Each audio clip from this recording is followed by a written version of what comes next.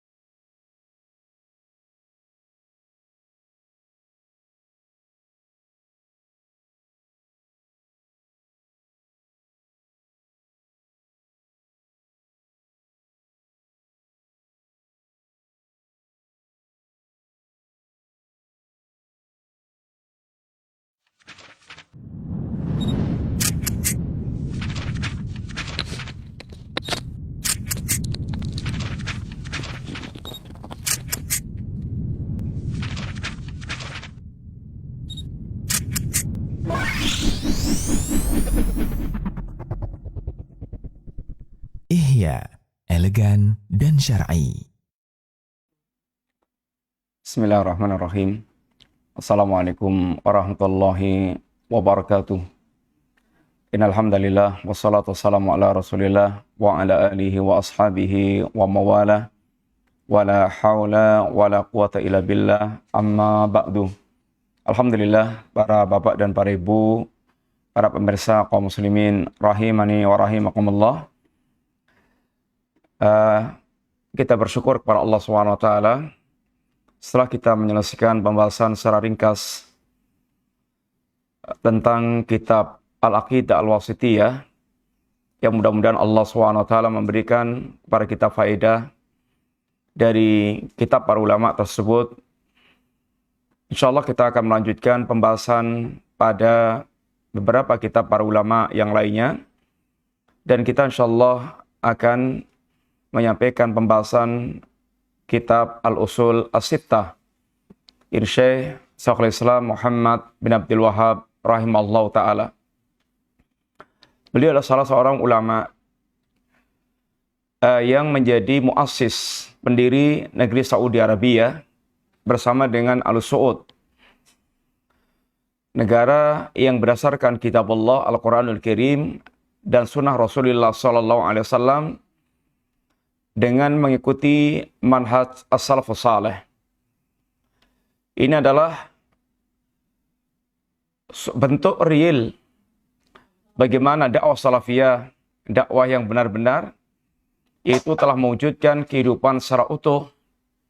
Kalau seandainya banyak orang yang mereka mencibir bahwa dakwah salafiyah hanya dakwah akidah, mana berpikir tentang umat, maka dakwah salafiyah bahkan telah mewujudkan ini negara yang jelas itu sebuah perwujudan bagaimana dakwah salafiyah, dakwah yang utuh dan berpikir tentang maslahat umat.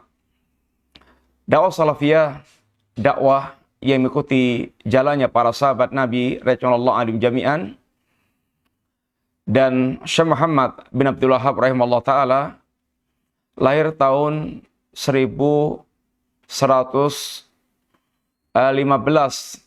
Hijriah dan wafat sekitar tahun 1206 Hijriah.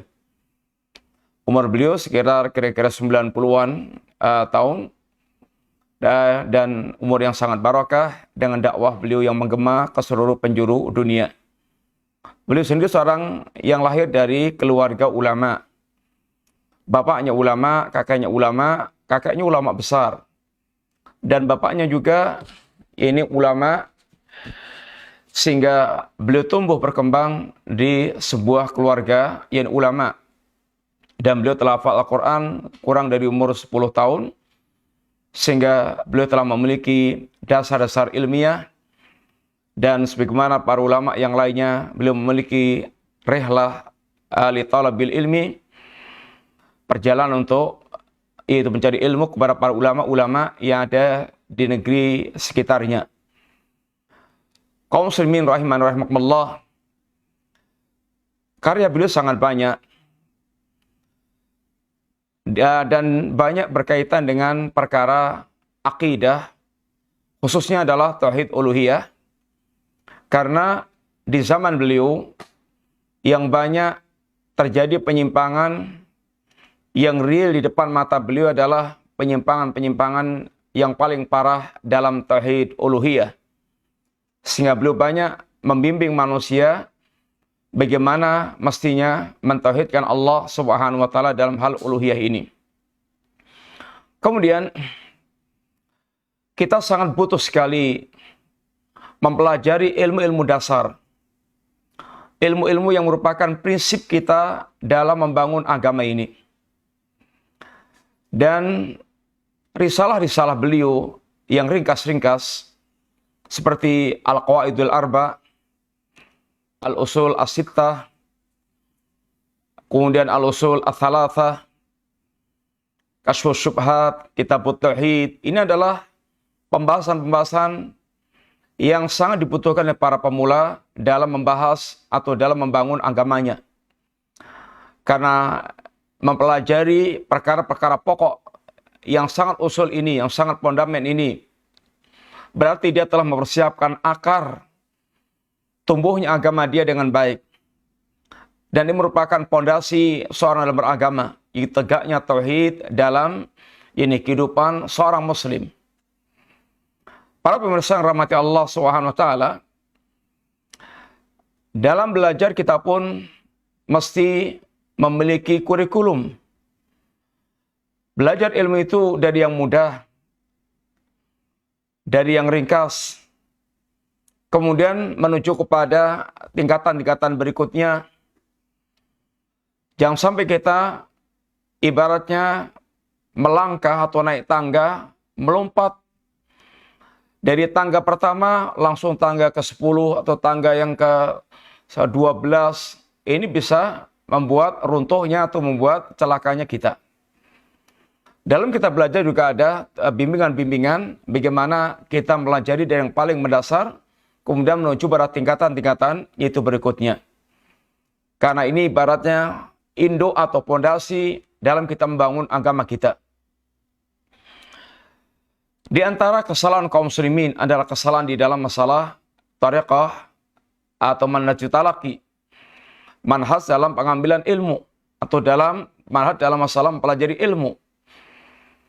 Ketidakruntutan dalam belajar juga akan memiliki dampak yang sangat besar dalam perjalanan kita membangun agama ini. Para pemirsa yang rahmati Allah Ta'ala, satu di antara kitab dasar atau risalah dasar yang perlu kita pelajari adalah kitab Al-Usul As-Sittah ini.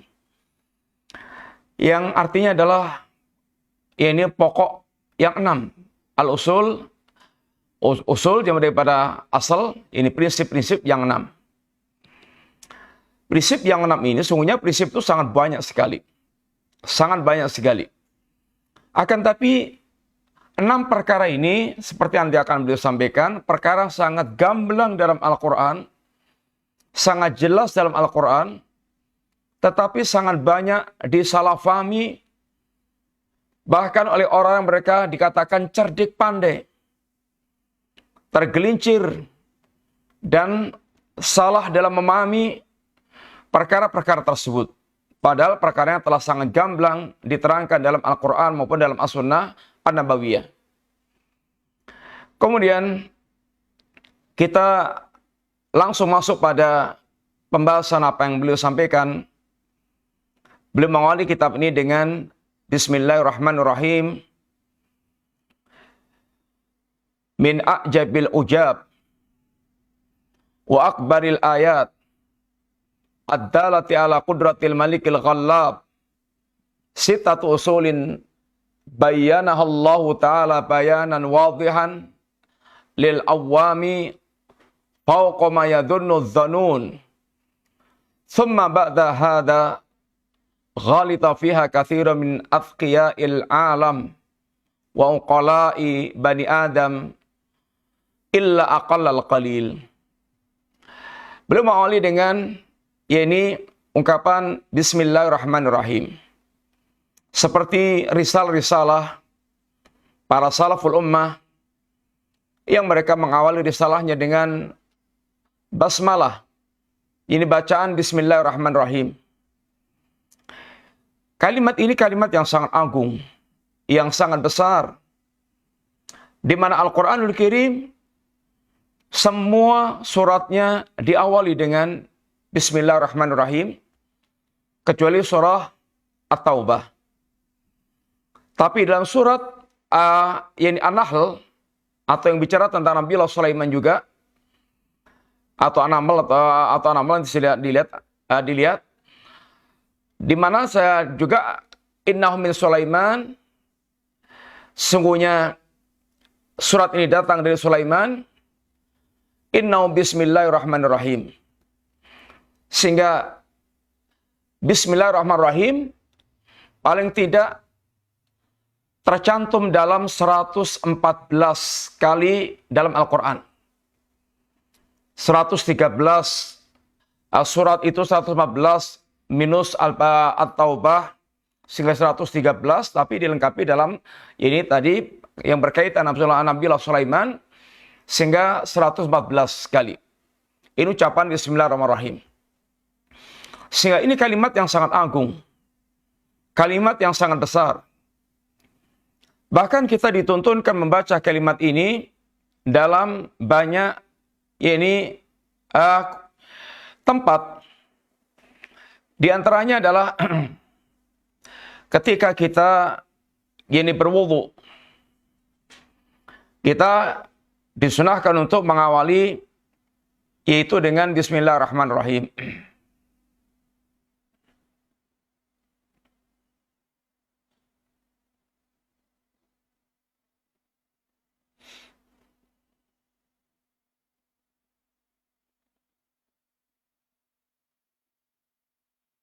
Di antaranya ketika kita akan berwudu, Nabi bersabda, la wudu'a liman lam yadhkur ismallah alaih. Tidak ada wudu, ini tidak sempurna wudu seorang yang tidak menyebut asma Allah dalam wudu yang dia lakukan. Bukan menjadi rukun wudu membaca basmalah, dan ada ikhtilaf di sana para ulama, tetapi merupakan bagian kesempurnaan wudu adalah dia membaca ini basmalah, ini Bismillahirrahmanirrahim. Kemudian juga ketika kita diajarkan Nabi zikir pagi dan sore, azkar sabah dan azkar masa. Di antaranya di sana ada di antara rangkaian zikir itu, satu di antaranya adalah Bismillahilladzi la yadhurru ma'asmi syai'un fil ardi wala fis sama' wa huwas samiul alim. Dengan menyebut asma Allah Subhanahu wa taala, la yadhurru ma'asmi syai'un. Dengan menyebut asma Allah itu tidak akan menimbulkan bahaya sesuatu pun, baik yang di bumi maupun yang di langit. Wa huwas samiul alim. Dan dia Allah adalah Zat yang Maha mendengar lagi Maha yaitu mengetahui. Demikian pula ketika kita mau makan disuruh mengawali dengan basmalah. Ketika Nabi menegur seorang anak yang mereka makan tanpa basmalah, kata Nabi, ya gulam, sammillaha. Nak, ucapkan kalimat bismillah. Wa qul biyaminik wa qul mimma yalik. Dan makanlah dengan tangan kanan kamu, dan makanlah ini yang paling dekat darimu. Ketika menulis surat juga, seperti dalam surat yaitu An-Naml tentang Nabi Sulaiman, innahu min Sulaiman wa innahu bismillahirrahmanirrahim. Sesungguhnya surat ini datang dari Nabi Allah Sulaiman, dan sesungguhnya dengan asma Allah yang Maha Rahman dan Maha Rahim. Ketika Rasulullah SAW menulis surat kepada Heraklius, juga mengawali dengan bismillah. Bismillahirrahmanirrahim, min Muhammadin abdillah wa rasulih ila Herakl azimir Rum. Bismillahirrahmanirrahim, dari Muhammad bin Abdullah kepada ini hamba Allah dan utusan Allah kepada Heraklius, pembesar Romawi. Salamun ala man ittabal huda. Keselamatan bagi orang mengikuti petunjuk. Amma ba'du fa inni ad'uka bidiayatil Islam aslim taslam. Yu'tikallahu ajrak marratain. Fa in tawallaita fa inna 'alaika ismal arisin. Sangat ringkas surat Nabi, tapi sangat padat. Dan itulah diantara keistimewaan Rasulullah SAW. Allah berikan jawami'ul kalim. Kalimat-kalimatnya singkat, tapi super padat. Apa kata Nabiullah SAW? Setelah beliau mengucapkan salam, salamun ala man ittabal huda, amma ba'du. Keselamatan bagi orang mengikuti petunjuk. Adapun setelah itu, fa inni ad'uka bidiayatil Islam. Aku menyeru engkau dengan seruan Islam, aslim taslam. Masuk Islamlah engkau akan selamat. Yu'tikallahu ajrak maratain. Allah akan memberikan pada engkau dua pahala. Dua pahala. Fa in tawalaita fa inna 'alaika ismal arisin. Kalau engkau berpaling tidak mau menerima dakwah ini, maka sungguhnya bagimu adalah dosa rakyat yang engkau pimpin, ini rakyat arisin. Ini adalah surat Nabi. diawali dengan Bismillahirrahmanirrahim. Kemudian juga Bismillah ini diucapkan ketika pula yaitu seorang dia meruqyah. Rasulullah SAW ketika Jibril mendatangi beliau, kemudian ingin meruqyah beliau, apa yang diucapkan diantaranya? Jibril mengucapkan dalam ruqyahnya itu, Bismillahi arqika min kulli syai'in yu'dhika min syarri kulli nafsin aw ainin hasidin. Allahu yashfika Bismillahi arqika. Dengan menyebut asma Allah Subhanahu wa taala, aku meruqyahmu dari semua gangguan yang mengganggumu. Min syarri kulli nafsin aw ainin hasidin. Dari segala kejahatan jiwa atau mata yang hasad. Allah yashfika. Hanya Allah yang akan menyembuhkan engkau. Bismillahi arqika. Dengan menyebut asma Allah, aku meruqyah engkau. Meruqyah diantaranya diawali dengan menyebut asma Allah Subhanahu wa taala. Saat kita mau masuk kamar mandi juga, maka diajarkan kita untuk ini menyebut ini asma Allah Subhanahu wa taala. Karena yang menjadi penghalang antara penglihatan jin dan aurat anak Adam adalah ketika dia menyebut asma Allah Subhanahu wa taala. Kemudian ketika kita keluar rumah juga, apa yang Nabi tuntunkan? Bismillahi tawakkaltu 'alallah wala haula wala quwata illa billah. Dengan asma Allah, aku bertawakal kepada Allah yang tidak ada daya dan kekuatan kecuali hanya dengan daya kekuatan dari Allah Subhanahu wa taala.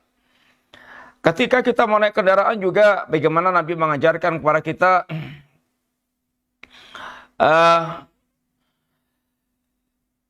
disebutkan Bismillahi alhamdulillah Subhanalladzi sakhara lana hadza wa ma kunna lahu muqrinin wa inna ila rabbina lamunqalibun. Alhamdulillahi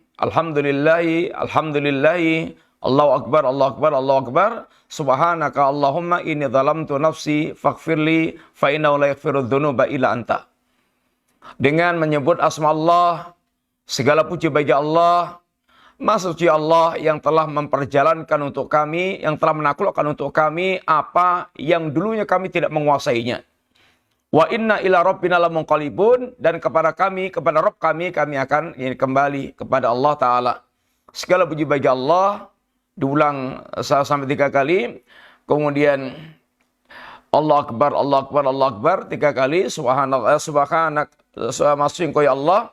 Allahumma inni zalamtu nafsi faghfirli. Ya Allah, aku telah menzalimi diri sendiri, maka ampunilah aku ya Allah. Fa inna la yaghfiru dzunuba illa anta. Maka sungguhnya tidak ada yang mengampunkan kecuali Engkau. Ketika seorang dia tergelincir, maka jangan menyalahkan setan.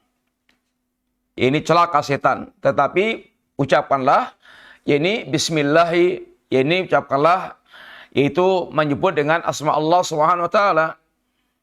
Karena apabila engkau katakan ta'isa syaitan, ta'adzama syaitan fi nafsi. Kalau kamu katakan celaka setan, itu setan akan membesar. Tetapi kalau kamu ucapkan bismillah, tasagharat, maka setan akan yaitu mengecil. Kemudian juga ketika menyembelih, maka diwajibkan mengucapkan basmalah. Basmalah yang 9 yang tidak diawali dengan basmalah atau dengan tasmiyah, maka 9-nya 9 yang haram. Kemudian ketika seorang akan melepas binatang buruan juga, melepas anjing pemburu binatang, maka ini juga dilepas dengan bismillah. Pun juga ketika seorang dia akan jima dengan istrinya juga demikian, Nabi ajarkan bismillahi Allahumma jannibna syaitan wa jannibish syaitana ma razaqtana. Demikian juga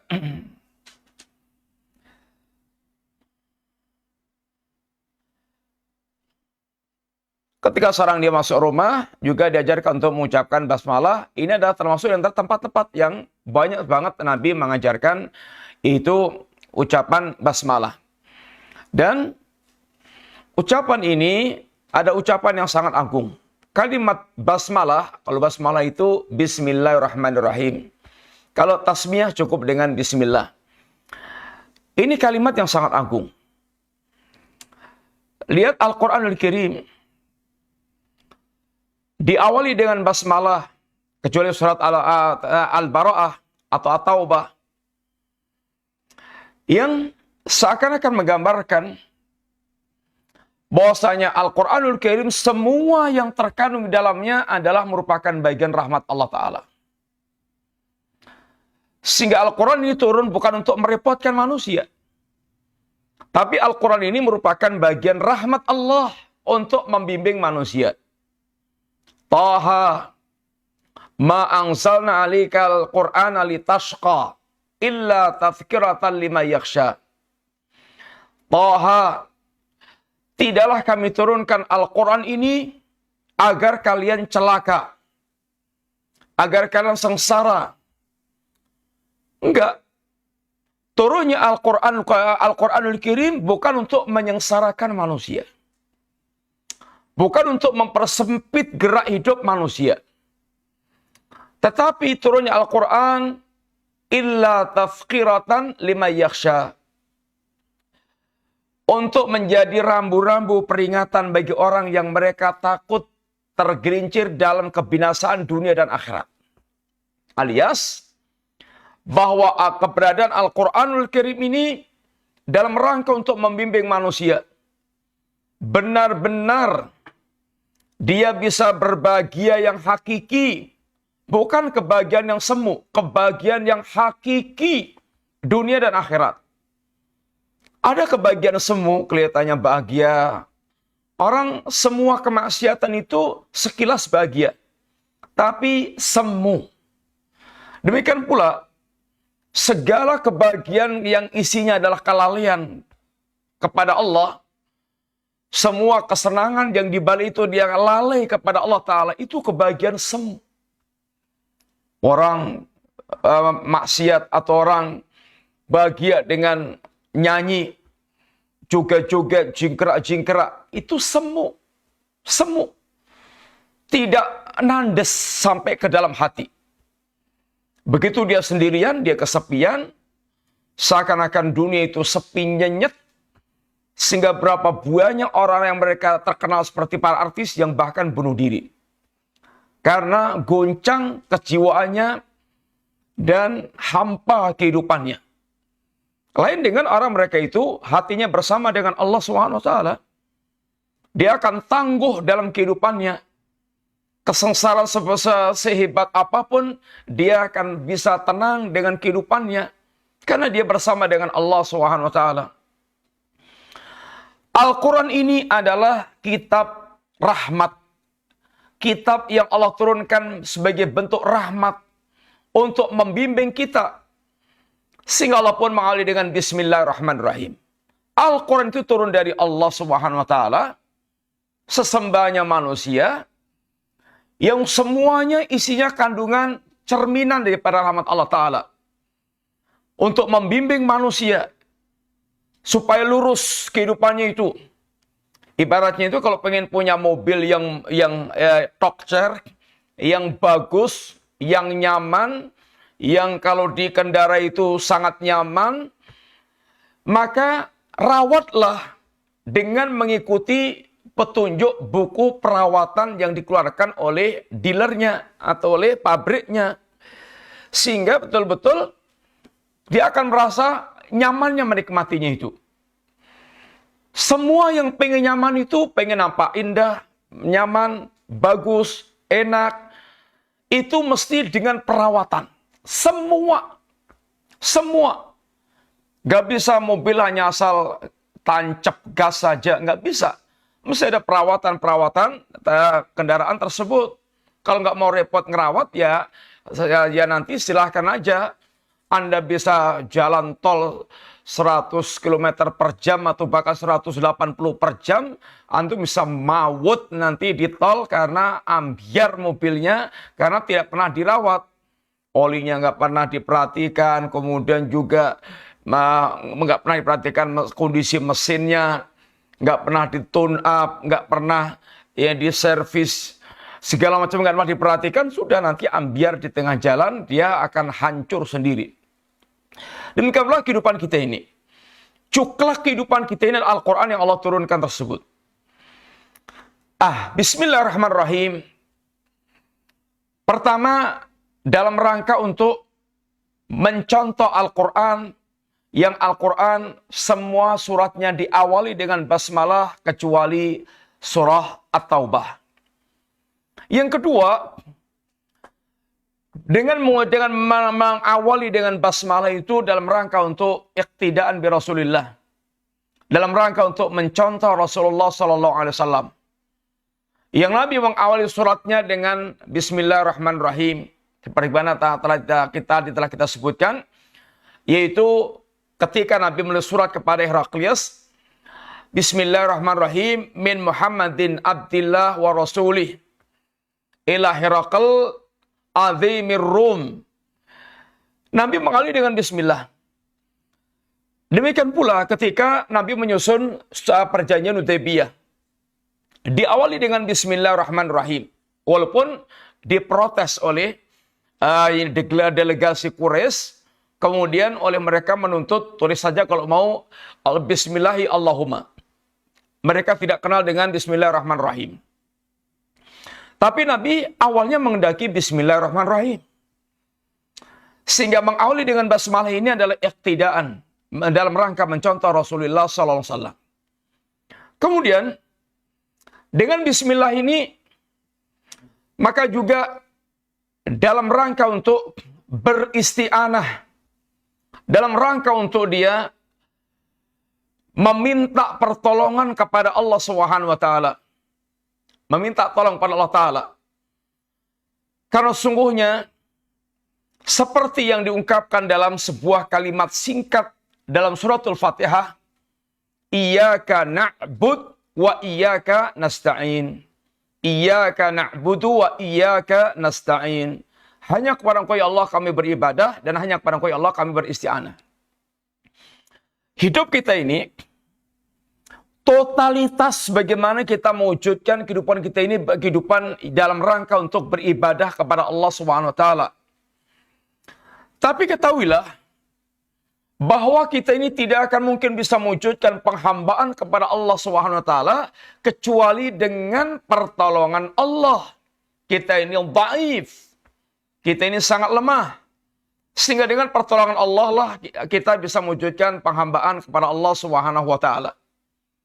Sehingga dengan menyebut asma Allah Bismillahirrahmanirrahim, maka kita meminta tolong kepada Allah agar Allah dengan rahmatnya, dengan curahan rahmatnya, memberikan ma'unah, pertolongan kepada kita, sehingga kita bisa menyelesaikan pekerjaan dengan sebaik-baiknya, sehingga seorang hamba akan dimudahkan dengan pekerjaannya, sehingga dengan sempurna dia bisa menyelesaikan pekerjaan tersebut dengan pertolongan Allah Ta'ala.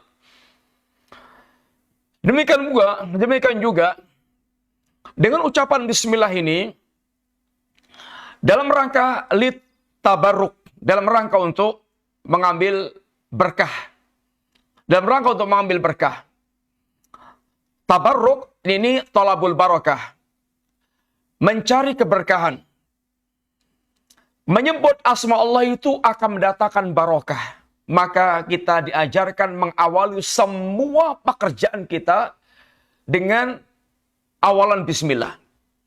Kita diajarkan mengawali semua pekerjaan kita dengan menyebut asma Allah SWT. Di antaranya dalam rangka kita meminta berkahnya apa yang kita lakukan tersebut. Dan barokah sendiri artinya adalah kasratul khair. Banyaknya kebaikan. Sehingga bagaimana kita minta kepada Allah, semua yang kita awali dengan bismillah ini betul-betul menghasilkan kebaikan. Mengandung kebaikan yang banyak. sehingga segalanya menjadi berkah. Segalanya jadi berkah. Dan Masya Allah, kalau orang itu hidupnya diberkahi oleh Allah Subhanahu wa Ta'ala, dia akan mendapatkan kebaikan yang sangat banyak dari apa yang Allah berkahi tersebut. Rumah yang diberkahi Allah, rumah yang setan-setan itu tidak ngendon di situ. Dia masuk rumah dengan mengucapkan basmalah, mengucapkan salam. Dia keluar rumah dengan mengucapkan basmalah. Sehingga betul-betul rumah ini rumah yang betul-betul ini diberkahi Allah Subhanahu wa Ta'ala. Membuat hati tenang, membuat hati tentram, dia betah di rumah, kemudian penuh dengan full rahmat Allah Subhanahu wa Ta'ala. Walaupun rumahnya boleh jadi kecil, tapi manfaatnya sangat besar, penuh dengan keterangan. Bukan rumah yang berantakan kayak istana, tapi kayak terminal saja, hanya untuk ampiran. Kemudian juga isi penghuni rumahnya itu berantakan semuanya. Yang bapaknya berantakan, yang ibunya berantakan, anaknya berantakan. Sehingga betul-betul seperti sarang setan di situ. Karena rumahnya tidak pernah diisi atau tidak pernah disebut dengan asma Allah Subhanahu wa Ta'ala. Tidak ada sebutan asma Allah, tidak untuk beribadah, tidak untuk baca Quran, tidak untuk berzikir kepada Allah. Sehingga rumahnya itu kayak menjadi sarang setan. Ini nggak ada keberkahannya. Kendaraannya diberkahi Allah Ta'ala. Boleh jadi kendaraannya kendaraan kuno. Kalau si pitung umpamanya. Tapi handal. Nggak macet-macet.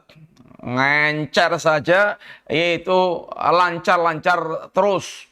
Kemudian menghasilkan kebaikan yang banyak. Kegiatan pribadi, keluarga, masyarakat. Sehingga dari barang murahan, tapi menghasilkan kebaikan yang sangat banyak. Itu berkah. Sebaliknya ada orang pun mereka punya mobil mewah, kendaraan mewah, tapi nggak berkah. Nggak ada kebaikan yang dihasilkan di situ. Bahkan hartanya itu mendorong dia cepat ke neraka. Harta yang barokah, harta yang banyak kebaikannya. Uangnya sedikit, tapi manfaatnya sangat banyak. Ada uangnya triliunan, tapi nggak menimbulkan kebaikan sama sekali. Bahkan mendorong dia untuk cepat ke jahanam. Ini nggak barokah. Yang kita minta adalah keberkahan apa yang kita miliki. Di antaranya adalah seorang dia senantiasa menyebut asma Allah, sehingga hatinya selalu terkait dengan Allah Subhanahu wa Ta'ala. Sehingga cak-cakannya apa yang dia lakukan itu pun yaitu sebagai bentuk perwujudan zikir ingatnya dia dengan Allah Ta'ala. Tentu nggak mungkin akan maksiat dengan bismillah. Mau nyolong bismillah. Kemudian mau ngutil bismillah. Tentu ya enggak. Nggak mau, karena dalam perbuatan itu tidak perbuatan yang tidak diberkahi Allah karena kedurakan kepada Allah Subhanahu wa Ta'ala. Para pemirsa yang rahmati Allah Subhanahu wa Ta'ala, dengan kalimat bismillah ini pula kita ini ada rasa roja. Ada rasa roja, harapan. Harapan. Karena kita bergantung kepada Allah yang Maha Rahman, yang Maha Rahim, yang Maha Pemurah. Sehingga harapan kita besar kepada Allah yang Maha Rahman. Untuk mewujudkan apa yang kita inginkan dengan menyebut asma Allah Subhanahu wa Ta'ala tersebut. Sehingga ada kandungan roja, kandungan harapan. Karena kita menyebut asma Allah tempat kita menggantungkan segala harapan. Kita ini diperintahkan Allah, fafirru ilallah. Larilah kalian kepada Allah Ta'ala. Semua masalah kita larikan kepada Allah Ta'ala. Dan Allah itu as-samad. Allah itu tempat menggantungkan seluruh urusan kita para makhluk. Sehingga semua urusan kita gantungkan kepada Allah Subhanahu wa Ta'ala. Dan ini pangkal kebaikan. Ini pangkal kebaikan, pangkal beresnya, yaitu kehidupan kita. Pangkal kerusakan itu ketika kita menggantungkan kepada selain Allah Subhanahu wa Ta'ala. Sehingga di balik kalimat Bismillahirrahmanirrahim kita ada harapan. Kita membangun roja. Kita membangun harapan kepada Allah Subhanahu wa Ta'ala. Demikian pula berkaitan dengan Bismillah ini pula kita ini ada kandungan sikap syukur kita. Karena ketika kita melakukan pekerjaan dan kita dengan bismillah itu adalah meminta tolong kepada Allah Ta'ala, ketika kita selesai mengerjakan, kita sempurna selesai melakukan perbuatan itu, dan kita sadar persis itu adalah pertolongan Allah semata-mata, maka kita pun muncul sikap syukur kita kepada Allah Ta'ala. Bahwasanya terwujudnya semua ini semata-mata hanya dengan pertolongan Allah Subhanahu wa Ta'ala. Kemudian kalimat Bismillahirrahmanirrahim. Kalimat ini bismi, ba-nya diantara memberikan ba untuk lil isti'anah, ba yang memberikan faedah untuk kita meminta pertolongan kepada Allah Subhanahu wa Ta'ala dengan asma Allah. Ismun memiliki makna dari sumu, artinya tinggi. Sumu, tinggi. Maka lagi dikatakan ini as-sama, itu artinya tinggi. Sehingga sama itu bisa maknanya adalah bangunan tinggi atau ketinggian. Ini tempat yang tinggi. Kemudian dan nama itu dikatakan nama sumu, tinggi, karena itulah yang dengan nama itu dia dipanggil, menonjol. Dengan nama itu dia dipanggil, menonjol. Fulan, namanya Fulan, Muhammad. Dia dikenal dengan nama Muhammad. Dikenal, menonjol, jangan dikenal. Namanya adalah Muhammad. Ini nama. Atau yaitu ism, itu alamah, tanda. Dia ini alamat. Alamat untuk menunjukkan si Fulan. Si Fulan atau orang ini adalah alamat dikenal dengan nama Fulan. Alamat. Kalimat Allah, Bismillah, dengan menyebut asma Allah. Allah ini adalah ismun a'zam, nama Allah yang paling agung. Seluruh asmaul husna kembalinya itu adalah kepada nama Allah. Allah ini kepada nama Allah ini, nama Allah ini. Sehingga semua asmaul husna kembalinya kepada nama ini, yaitu Allah. Allah ya Al-Malik, Allah ya Al-Qudus, Allah ya Ar-Rahman, Allah ya Ar-Rahim, Allah ya Al-Jalil, dan seterusnya. Inilah ismu Allah yang a'zam. Kemudian dalam kandungan kalimat atau nama Allah adalah kandungan Dzul Uluhiyah. Allah sang pemilik hak untuk disembah. Allah adalah sang pemilik hak untuk disembah. Allah berhak untuk disembah karena memang Allah yang memiliki rububiyah dan Allah yang memiliki kesempurnaan sifat. Sehingga nama Allah kandungannya adalah Dzul Uluhiyah, yaitu pemilik sifat ketuhanan yang berhak untuk disembah. Allah zat yang berhak untuk disembah. Itu pada nama Allah Subhanahu wa Ta'ala. Ar-Rahman Ar-Rahim untuk mencerminkan sifat dominan yang ada pada Allah adalah Ar-Rahman Ar-Rahim. Allah zat yang penyayang. Adapun Allah murka, Allah menyiksa, itu semuanya adalah keadilan Allah. Tapi asalnya Allah adalah zat yang penyayang. Zat yang berlimpah ruah rahmatnya. Rahmat Allah sangat luas sehingga Allah pun yaitu memberikan penyemangat kepada para hamba. Jangan pernah putus asa dari rahmat Allah Subhanahu wa Ta'ala. Jangan pernah putus asa dari rahmat Allah Subhanahu wa Ta'ala. Ini adalah pada kandungan kalimat yang Bismillahirrahmanirrahim, sehingga betul-betul dengan kalimat ini adalah kalimat yang sangat agung, kalimat sangat besar, sehingga jangan pernah Anda remehkan untuk senantiasa yaitu menyertakan kalimat Bismillah atau Bismillahirrahmanirrahim ini dalam semua yang kita lakukan. Semua yang kita lakukan. Untuk kita senantiasa yaitu mengawali dengan Bismillah. Dengan menyebut asma Allah Ta'ala. Tentu hendaknya orang mengungkapkan kalimat ini dengan perenungan. Sehingga bukan rutinitas, sekedar rutinitas ucapan. Tapi mengucapkan dengan penuh perenungan tentang makna kandungan kalimat kalimat Bismillahirrahmanirrahim tersebut. Sehingga dia pun bisa meresapi pula apa yang diucapkan dari kalimat yang sangat agung ini. Ya, bismillahirrahmanirrahim. Ya, yaitu pertama, iktidaan bi kitabillah, kedua iktidaan bi Rasulillah, ketiga lil isti'anah, keempat li tabaruk, dan juga termasuk iktidaan bi salafus saleh, ini mencontoh para salafus saleh yang mereka juga senantiasa mengawali risalah-risalah mereka dengan ini bismillahirrahmanirrahim, ya, kalimat yang sangat agung ini.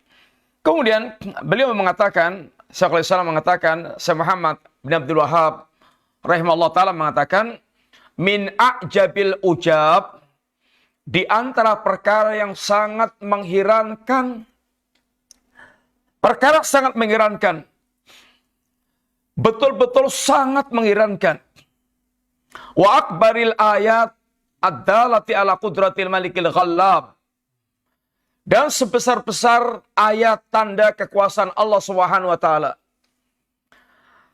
Ala qudratil malikil ghallab, atas kekuasaan Allah Sang Maharaja yang senantiasa menang berkuasa. Ini adalah beliau menyebutkan tentang sifat pensifatan Allah Subhanahu wa taala. Allah dengan yang Maha Kuasa, Sang Maharaja yang senantiasa memenangkan urusannya, yang tidak pernah terkalahkan segala perkaranya. Di antara sebesar-besar tanda kekuasaan Allah, ayat Allah, adalah sittatu usulin bayyanahallahu ta'ala bayanan wadihan lil awam fauqa ma yadunnu dhannun. Adalah 6 perkara yang Allah Subhanahu wa taala menjelaskan 6 perkara itu dengan penjelasan yang sangat gamblang. Penjelasan yang super gamblang. Bagi orang awam itu, penjelasannya itu di atas yang dia sangkakan.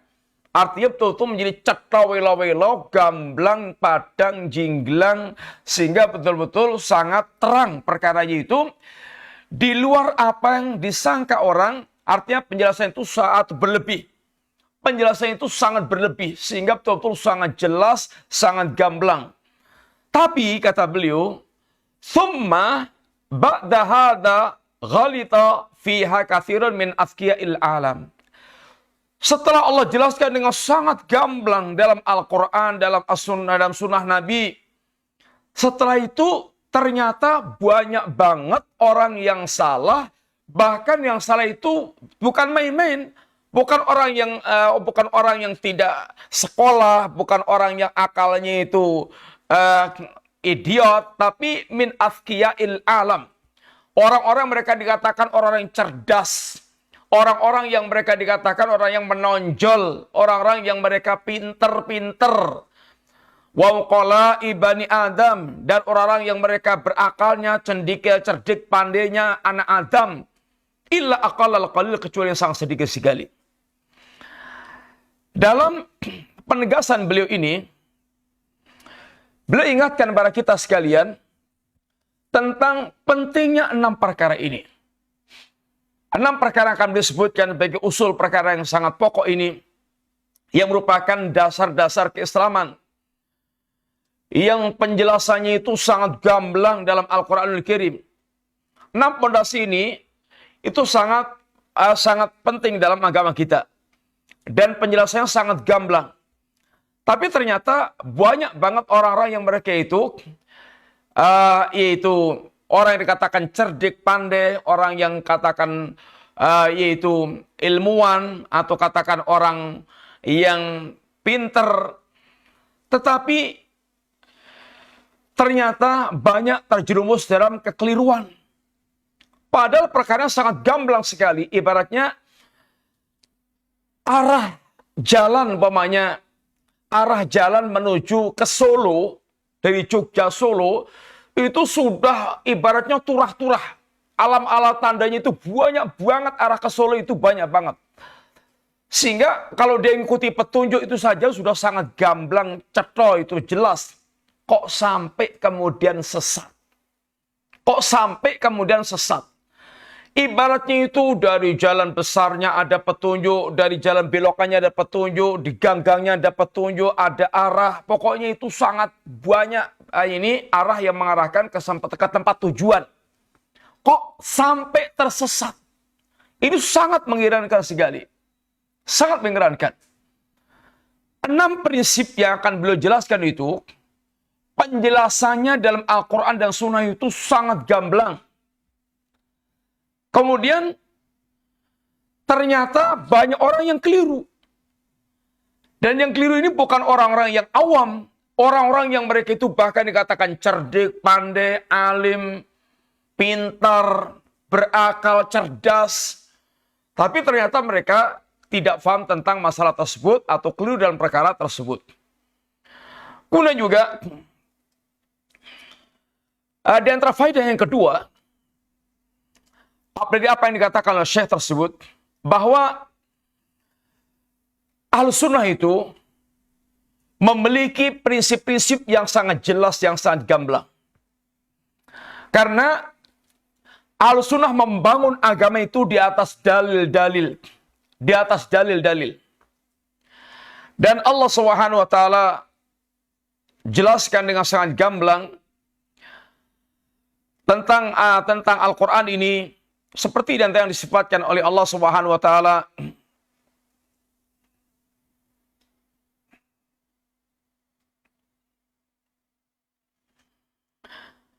Wa kadzalika nufassilul ayati. Demikianlah kami rinci ayat-ayat walitastabina sabilul mujrimin, agar jelas jalannya orang-orang yang mujrim. Jalan yang hak itu jelas, jalannya orang yang mujrim itu jelas. Allah rinci, Allah jelaskan dengan sangat gamblang. Sehingga orang ingin menempuh jalan liyahlika man halaka an bayyinatin wa yahya man hayya an bayyinatin. Agar orang mereka punya kemauan meniti jalan yang lurus, itu berjalan di atas petunjuk yang lurus, gamblang benar. Dan orang yang pengen binasa, agar mereka binasa setelah jelasnya jalan itu. Qad tabayyana rusdu minal ghayyi.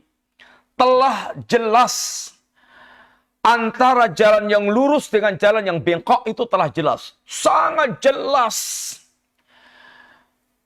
Maka dikatakan Allah Subhanahu wa taala, barang siapa yang pengen kufur silahkan kufur, barang siapa yang dia pengen iman silahkan iman. Tapi yang jelas jalan ini telah terang benderang. Meniti jalan adalah pilihan seorang. Allah telah jelaskan jalan ini dengan sangat terang benderang.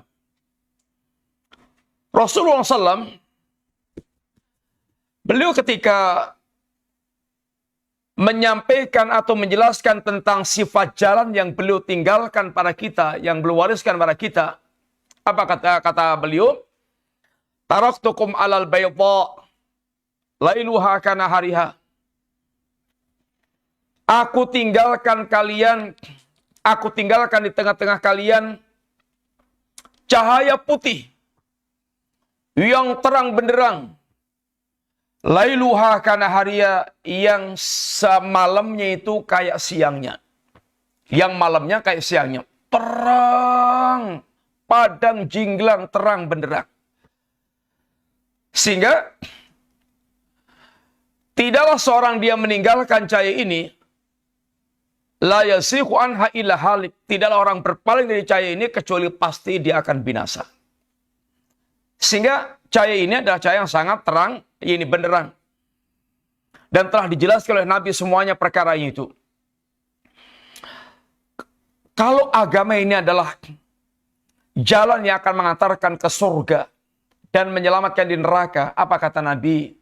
Ma min syai'in yuqarribukum minal jannah wa yubaitukum minan nar illa qad buyyina lakum. Tidak ada sesuatu yang akan mendekatkan diri Anda ke surga dan menjauhkan dari neraka, kecuali semuanya sudah dijelaskan kepada kalian. Sehingga kita tinggal mempelajari, memperjelas, supaya kita betul-betul memiliki ini kejelasan jalan yang akan mengantarkan ke surga dan jalan yang mengantarkan ke neraka. Kemudian juga di antara faedah yang perlu kita ambil daripada perkataan beliau tadi, bahwa Ketika beliau menyebutkan banyak orang yang cerdik, yang pandai, yang dikatakan pintar, ternyata keliru. Ternyata keliru. Sehingga perkara itu bukan dinilai dari banyaknya. Dan bukan dinilai daripada tingkat kecerdasan seorang. Khawarij. Mereka itu kalau dibilang ada orang yang cerdas kalangan mereka itu, banyak. Mereka ini diantaranya para qurra, banyak para penghafal Quran. Banyak para penghafal Quran.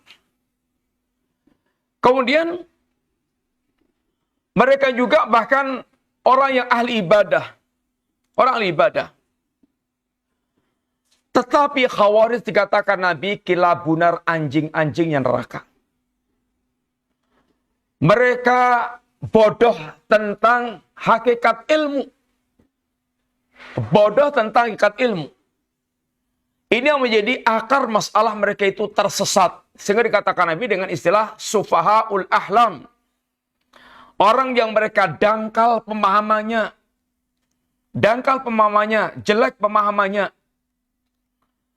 Dan juga karena sedikitnya ilmu walaupun cerdas. Tapi mereka tidak memiliki kefahaman tentang agama. Sehingga dikatakan yaqra'unal Qur'an la yujawizu taraqiyahum. Mereka membaca Al-Quran, mereka penghafal Quran, mereka membaca Quran, tapi mereka Quran yang dia baca tidak sampai masuk, tidak melewati tulang tenggorokan mereka, alias tidak masuk ke hati mereka, alias tidak mereka fahami dengan baik. Sehingga mereka tersesat. Mereka menggunakan dalil, tapi dalil yang mereka gunakan difahami dengan sangat bodoh. Sehingga dengan ayat wa man lam yahkum bima anzalallahu faulaikumul kafirun, dengan ayat ini maka dia kafirkan Ali bin Abi Thalib, dia kafirkan Muawiyah bin Abi Sufyan, dan dia bahkan kafirkan pelaku dosa besar, sehingga kebodohannya berdampak kemana-mana. Ini karena kebodohan, ini orang-orang Khawarij. Kalau kita lihat biografi para pengikut aliran sesat, Jahmiyah, atau Mu'tazilah, di antara mereka ada orang mereka ini pakar bahasa. Pakar bahasa. Tapi pemikirannya Mu'tazilah, sesat. Pakar bahasa, cerdas. Sampai kalau orang bicara tentang makna bahasa, sebagian mereka ini jadi rujukan. Tetapi mereka itu sesat. Oleh karena itulah, tidak bisa kita sekedar memandang dari banyaknya orang, cerdasnya orang. Tapi yang penting adalah dia punya kelurusan atau tidak. Dan standar kelurusan itu adalah yaitu Al-Quran dan As-Sunnah dengan pemahaman para salaful ummah. Kemudian, kebenaran ini telah sangat gamblang, terang, benderang. Tetapi ternyata banyak orang yang mereka tersesat. Bahkan bukan orang yang berstatus awam. Bahkan yang mereka berstatus cerdik dan pandai. Oleh karena itulah di antara nasihat Syekh Abdul Razak, beliau di antaranya menyebutkan beberapa poin yang beliau nasihatkan kepada kita. Yang pertama, beliau di antaranya mengatakan,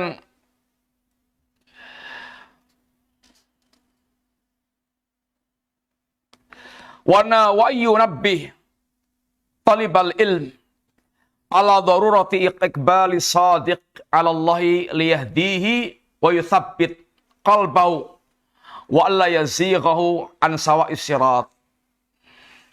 Beliau diantaranya katakan, atau beliau diantaranya nasihatkan, yang pertama dari kalimat beliau tadi, beliau ingatkan, hendaknya menjadi perhatian kepada para talibul ilmi, dengan perhatian yang sangat mendesak, ala darurah. Untuk apa? Untuk memiliki iqbalus sadiq ala Allah. Untuk memiliki yaitu sikap menyandarkan diri atau dia menghadapkan diri kepada Allah Subhanahu wa taala dengan sejujur-jujurnya, agar Allah Subhanahu wa taala memberikan petunjuk kepada dia, wa yusabbit qalbah, dan mengokohkan hatinya, alla yazighahu an sawa'is sirat, agar tidak menyesatkan dari jalan yang lurus. Sehingga yang pertama kali mesti kita lakukan adalah yaitu iqbalus shadiq. Bagaimana kita betul-betul sejujurnya kita bersandar kepada Allah, kita menghadapkan diri kepada Allah, agar Allah membimbing kita, agar kita ini lurus jalannya dalam meniti kehidupan ini. Maka di antara doa yang diajarkan Rasulullah SAW kepada kita adalah, ya muqallibal qulub, tsabbit qalbi ala dinik. Di antara doa yang diajarkan kepada kita adalah, wahai Zat yang membolak-balikkan hati, kokohkan, teguhkan hatiku di atas agamamu. Demikian pula doa yang Nabi ajarkan, Allahumma laka aslamtu, wa bika amantu, wa alaika tawakaltu, wa ilaika anabtu, wa bika khasamtu. Allahumma inni a'udhu bi'izzatika la ilaha illa anta antudhillani. Antal hayyul ladzi la yamut wal jinnu wal insu yamutun. Apa di antara doa Nabi? Ya Allah, Allahumma laka aslamtu, kepadamu ya Allah aku menyerahkan diriku. Aku pasrahkan diriku total. Wa bika amantu, dan kepada Engkau ya Allah aku beriman. Wa alaika tawakaltu, dan hanya kepada Engkau ya Allah aku bersandar. Wa ilaika anabtu, dan hanya kepadamu ya Allah aku kembali. Wa bika khasamtu, dan dengan namamu ya Allah aku membangun permusuhan. Allahumma inni a'udhu bi'izzatika la ilaha anta, ya Allah aku berlindung dengan kemuliaanmu yang tidak ada sembahan yang hak kecuali dirimu. Berlindung dari apa? Antudhillani, dari yakni engkau menyesatkan aku. Anta al-hayyul ladzi la yamut wal jinnu wal insu yamutun. Engkau zat yang hidup yang tidak pernah mengalami kematian, sedangkan jin dan manusia semuanya mengalami kematian. Satu, dari mukadimah ini, perkataan beliau ini, dari Syekh Muhammad bin Abdul Wahhab tersebut, satu, hendaklah kita senantiasa, yakni iltija atau iqbalus shadiq ala Allah. Yaitu betul-betul dengan jujur kita bersandar kepada Allah, agar Allah membimbing kita. Yang kedua, yang perlu diingatkan kepada para talibul ilmi, ini ala daruratil inayah bihadil masail bidhabtiha wa itqaniha. Agar betul-betul dia memiliki perhatian yang besar terhadap masalah ini, sehingga dia mungkin faham dengan bagus, faham dengan benar. Dan beliau ingatkan, anna dzaka wahdah la yakfi idza lam yursak sahibuhu as-sadat wa taufik minallah. Sekedar kecerdasan semata maka tidak cukup. Jangan kita menyandarkan dengan kecerdasan kita,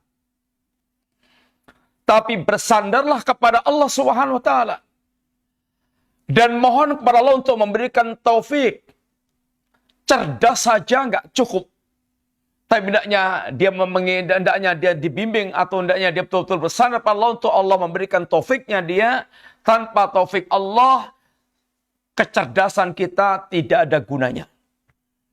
Abu Jahal itu cerdas, tetapi sesat.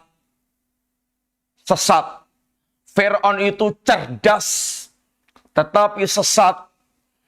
Karena tidak mendapatkan taufik dari Allah Subhanahu wa taala. Maka tidak cukup dengan kecerdasan kita. Banyak orang yang cerdas yang mereka ini sesat. Kemudian yang ketiga, fala yakhtarul insan bima indau min dzaka wa maladaihi min nabahah.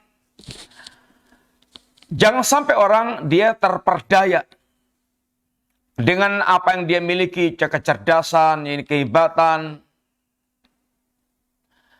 Jangan sampai dia terperdaya. Tetapi hendaknya dia betul-betul yaitu memiliki ketawadhuan untuk tetap bergantung kepada Allah Subhanahu wa taala. Karena sungguhnya banyak orang mereka cerdas tetapi mereka ternyata sesat. Maka jangan terperdaya dengan kecerdasan Anda.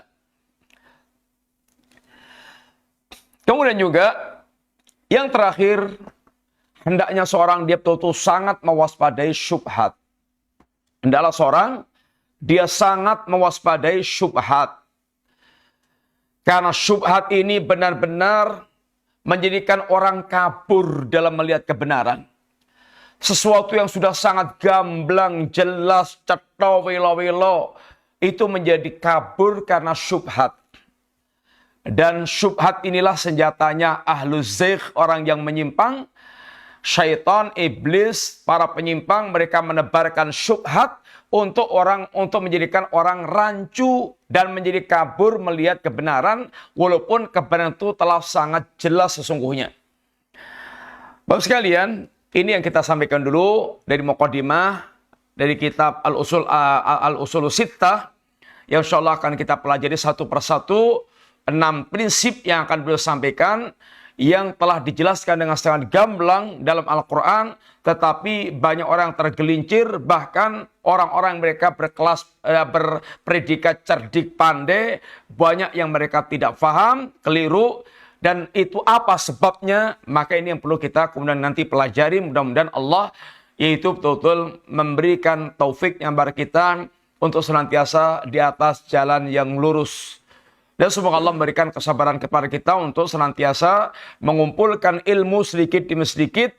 Karena memang ilmu itu didapatkan dengan cara kita belajar. Innamal ilmu bitta'allum, dan membutuhkan kesabaran dalam kita mengumpulkan ilmu. Demikian, jazakumullah khair. Ini yang kita sampaikan dulu. InsyaAllah kita lanjutkan pembahasan yang akan datang biidznillah atau dari berikutnya dalam pembahasan Al-Usul As-Sittah ini. Ada pertanyaan? Ya Ustaz, ada beberapa pertanyaan. Assalamualaikum Ustaz. Waalaikumsalam warahmatullahi wabarakatuh. Bismillah, kami mau menanyakan hakikat Islam yang benar itu bagaimana Ustaz? Karena ada sahabat kami yang selalu bicara hakikat Islam itu satu, tapi cara beribadahnya selalu mencampur-campur sendiri dengan aliran-aliran Islam yang dia jumpai dan dinilainya baik Ustaz. Dan bagaimana cara menasihatinya? Ya, bismillahirrahmanirrahim. Hakikat Islam adalah itu Al-Quran, As-Sunnah, seperti yang difahami oleh para salaful ummah. Maka Nabi mengatakan, wa inna asdaqal kalami kalamullah, wa khairal hadi hadi Muhammadin sallallahu alaihi wasallam, wa syarrul umuri muhdatsatuha, wa kullu muhdatsatin bid'ah, wa kullu bid'atin dhalalah. Sejujur-jujur perkataan adalah Al-Quranul Karim. Sehingga orang yang mereka tidak memegangi Al-Quran, maka dia akan tersesat atau membaca Al-Quran tapi tidak dia fahami, dia tidak akan mendapatkan faedah di Al-Quran Al-Karim. Quran kitab yang paling jujur. Dan sebagai petunjuk adalah petunjuk Rasulullah SAW. Sehingga Islam bersandar kembali kepada ini Al-Quran dan As-Sunnah. As-Sunnah sebaik petunjuk yang menjelaskan Al-Quranul Karim, yang memerinci yang global dalam Al-Quran, dan menjelaskan apa yang belum dijelaskan dalam Al-Quran. Yang keduanya merupakan wahyu Allah Subhanahu wa taala. Dan kemudian keduanya itu wajib disertai dengan pemahaman para salaful ummah, para sahabat Nabi. Karena Nabi mengatakan, alaikum bisunnati wa sunnatil khulafa'ir rasyidin al-mahdiyyin. Wajib bagi kalian untuk berpegang teguh dengan sunnahku dan sunnah para sahabatku yang mendapatkan petunjuk. Kemudian, agama ini dengan Quran sunnahnya ini telah sempurna. Maka tidak boleh menambah dan mengurang. Maka Nabi ingatkan, wa iyyakum wa muhdatsatil umur, dan jauhilah oleh kalian segala perkara yang baru dalam agama yang diadakan yang tidak ada dasarnya dalam Al-Quran maupun As-Sunnah, yang tidak pernah dilakukan oleh para sahabat Nabi radhiyallahu anhum jami'an. Semua perkara bid'ah adalah sesat. Sehingga hakikat Islam adalah Al-Quran, As-Sunnah seperti yang difahami oleh para sahabat Nabi radhiyallahu anhum jami'an. Sehingga kalau Anda lakukan Islam, Anda harus punya sandaran, mana dalilnya Al-Quran, mana dalilnya As-Sunnah, mana praktek dan pemikirannya para sahabat Nabi radhiyallahu alaihim jami'an dan para imam-imam petunjuk. Sehingga tidak membuat mix sendiri, itu namanya Islam made in India. Bukan Islam yang datang dari Allah dan Rasulnya. Ini sangat berbahaya. Islam itu adalah kita milik Allah dan Nabi menyampaikan Islam dan telah dijelaskan dengan gamblang, dan generasi yang paling sempurna mewujudkan agama ini adalah para sahabat Nabi radhiyallahu alaihim jami'an. Wallahu taala alam bissawab. Baik, pertanyaan selanjutnya Ustaz. Bismillah, Assalamualaikum Ustaz. Waalaikumsalam warahmatullahi wabarakatuh. Izin bertanya Ustaz. Ana ingin terus menikmati sholat, namun terkadang Ana seperti terlalu lama, sehingga terkadang yang lain sudah sujud, Ana baru sampai membaca surat-surat pendek ketika sedang sholat sunnah Ustaz. Bagaimana menanggapi hal ini Ustaz? Apakah Ana harus memperbaiki sholat Ana agar lebih bisa dipercepat, namun tetap khusyuk? Dan bagaimana caranya untuk memiliki keberkahan waktu Ustaz? Ya, bismillahirrahmanirrahim. Yang pertama, ingin menikmati sholat, kalau Anda sendirian maka silahkan selama-lamanya. Mau sujud 1 jam, silahkan. Tapi kalau berkaitan dengan kita sedang berjamaah, maka hendaknya memperhatikan kondisi. Perhatikan kondisi. Ya, kita perkirakan waktunya, sehingga kita bisa melakukan dengan sempurna, singkat, tetapi tidak menghilangkan kekhusyukan. Karena berkaitan dengan kepentingan ini bersama. Sehingga kalau kita sedang sholat jamaah, yang pertama kalau kita jadi imam, ya maka kita mesti memperhatikan jamaah. Tidak boleh kita berpikir tentang diri kita sendiri. Kalau kita menjadi makmum, maka kita mengikuti yakni imam. Maka kita sesuaikan kondisi kita dengan yakni imam. Dan tentu semuanya dengan berusaha untuk memaksimalkan yakni khusyukan kita dalam salat dengan kita membacaannya, kemudian meresapi apa yang kita baca. Kemudian juga karena khusyuk itu letaknya di hati, maka kita mesti harus membersihkan hati kita, mengosongkan hati kita dari kesibukan-kesibukan duniawi. Sebelum kita melaksanakan salat, itu menjadi faktor yang akan mengantarkan khusyuknya, yaitu salat kita. Kemudian adapun bagaimana menjadikan waktu kita berkah. Berkah itu artinya banyak kebaikannya. Dan kebaikan itu ada pada ketaatan kepada Allah SWT. Maka waktu yang barokah adalah waktu yang seluruh waktunya itu dipakai untuk ketaatan kepada Allah Ta'ala. Dan ketaatan itu jenisnya sangat banyak sekali, variatif. Sehingga yang penting Anda mengetahui mana jenis-jenis ketaatan. Lakukan apapun pekerjaan yang merupakan ketaatan, yang penting merupakan ketaatan kepada Allah Ta'ala. Terkadang orang ada rasa bosan dengan pekerjaan ini, bosan dengan baca Quran, maka dia baca hadis. Baca bosan dengan dia baca buku, maka dia mungkin lihat video atau lihat yang lainnya lagi yang bisa membuat kita fresh kembali. Yang penting dari taat ke taat, beralih dari pekerjaan satu ke pekerjaan yang lainnya dalam keadaan yang dalam ketaatan, sehingga perlu adanya peralihan. Karena kita ini mengenal bosan, maka sholat itu nggak satu gerakan. Ada berdiri, ada ruku, ada sujud. Sehingga gerakannya itu tidak membosankan dan kemudian menjadi menyenangkan, fresh bagi dia.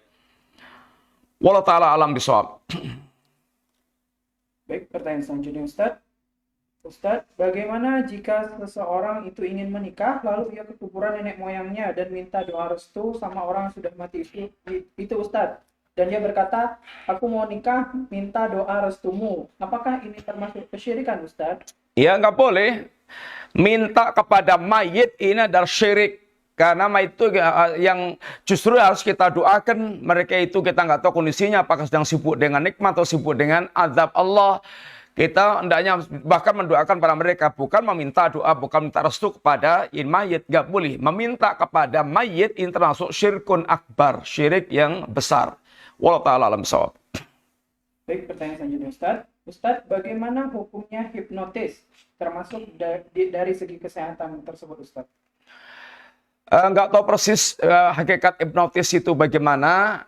Apakah masuk sihir atau itu keterampilan biasa atau mungkin apa itu sekedar main kata-kata. Wallahu ta'ala alam bissawab tentang hakikat hipnotisnya itu sendiri. Wallahu a'lam bishawab. Ustaz, ada pertanyaan dari tolabul ilmi kita.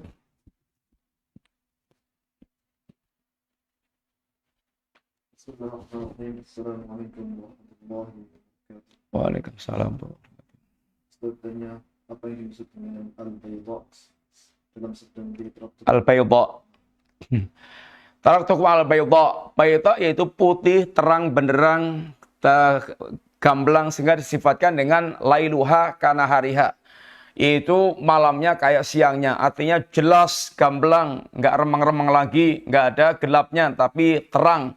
Tetapi ini tentu terang bagi orang yang mereka betul-betul faham tentang agama ini. Sehingga para ulama tidak ada yang samar tentang agama ini.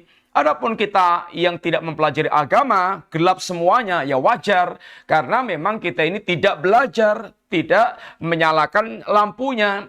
Tapi kalau kita nyalakan lampunya akan terang benderang, jelas semuanya.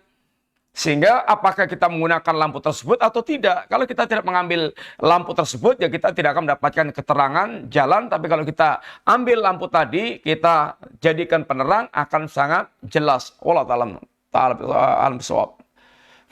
Yang kedua, kami minta nasihatnya agar selalu bersandar kepada Allah Subhanahu. Ya, untuk bisa bersandar kepada Allah, yang pertama yaitu menyadari tentang kelemahan kita. Bahwa kita adalah fakir, kita adalah hamba yang fakir, yang sangat dhaif, yang sangat lemah, yang sangat mutlak membutuhkan Allah Subhanahu wa taala. Kemudian kesadaran penuh tentang Allah Zat yang Maha Sempurna. Yang kalau kita bersandar kepada Allah, maka betul-betul kita akan sangat tenang, tentram, kemudian akan mencukupi segala-galanya. Wa may yatawakkal 'ala Allah fa huwa hasbuh. Kemudian kita juga menyadari sepenuhnya bahwa banyak banget bahaya mengancam kita. Sehingga kalau kita menyadari tentang banyaknya mara bahaya yang mengancam kita, kita akan betul-betul bersandar kepada Allah agar Allah membimbing kita. Dan kalau Allah membimbing kita, la yadurukum man dhalla idza tadaitum. Kalau Anda mendapatkan hidayah bimbingan Allah, orang yang sesat tidak akan membahayakan kalian. Wallahu taala a'lam bishawab. Mana ada yang mau ditanyain enggak? Cukup, Mas Hendra? Jazakumullah khairan Ustaz, cukup? Ya demikian Bapak sekalian, semoga manfaat. InsyaAllah kita lanjutkan pembahasan ini pada pembahasan-pembahasan hari-hari berikutnya. Semoga Allah memberikan taufik pada kita semuanya dan mendapatkan faedah dari apa yang kita sampaikan. Wassalamualaikum warahmatullahi wabarakatuh. Subhanakallahumma wa bihamdika asyhadu an la ilaha illa anta astaghfiruka wa atubu ilaik. Assalamualaikum warahmatullahi wabarakatuh.